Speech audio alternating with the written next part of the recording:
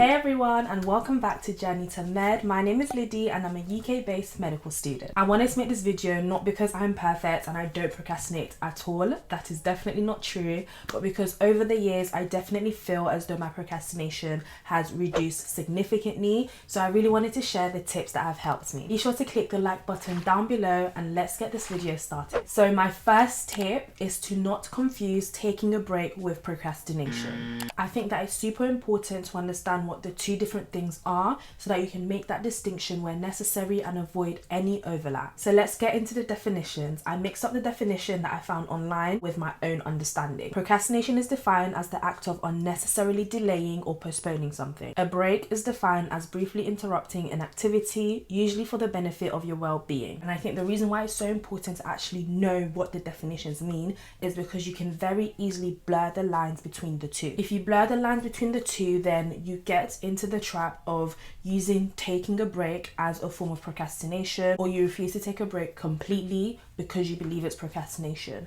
Both of these things can be quite problematic and destructive to your focus and concentration when you're trying to get your tasks done. Which leads on to my next point perfectly, which is to have a sustainable work routine. It's so important to implement realistic work hours into your timetable, breathing space, a 50-minute chance to go for a walk maybe, a lunch break. All of these things that make your work routine sustainable are so important in helping you avoid procrastination. This is because avoiding breaks means that you get agitated, you get tired, you can't focus properly, you can't concentrate properly. When things are healthy and manageable, you're able to work at your optimum, you're able to work at your best productivity and ultimately reduce your procrastination levels. Know exactly what work you are doing. And I say this because when you're really ambiguous with your planner on the work you have to do, it opens space for procrastination. Procrastination is not just picking up the phone and scrolling through Instagram. Remember our definition. It is the unnecessary postponing of an activity. So if I get to the library and I wrote in my planner that today I'm doing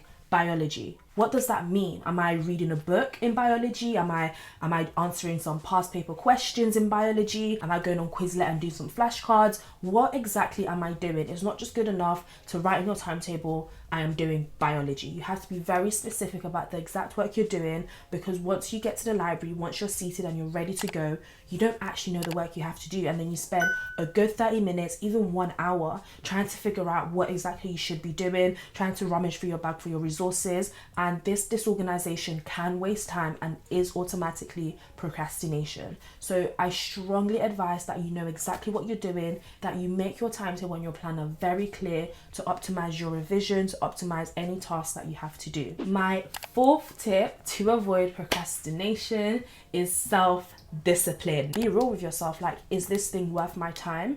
Is this source of procrastination worth me being stressed in a few days' time? It isn't. And when you come to that realization, it will be easier for you to resist the temptation to procrastinate when it isn't necessary. My fifth point is get rid of your procrastination. Guys, I'm gonna be real. Hiding your phone doesn't work for everyone, you know? We all see those procrastination tips, so they're like, hide your phone. I used to say hide your phone in your mum's room. Once upon a time it worked, but once upon a time it just stopped working. But you can get rid of your distractions. What do I mean when I say that? What is the source of your procrastination? Be real with yourself and locate it. So my huge source of distraction at the time was Instagram. So what did I do? I deleted Instagram every single time I wanted to work. If I know that I'm working from 9 p.m. to 5 p.m, I am deleting Instagram and you guys are not seeing me until 6 p.m, for example. And I think this really helps because we are human. You can only have so much self-discipline. You know, I find myself going onto my phone and looking for Instagram and then I realize it's not there and then it immediately makes me go off of it. So try to get rid of your distractions, whatever it may be. This could even be putting certain limits on apps that you tend to use,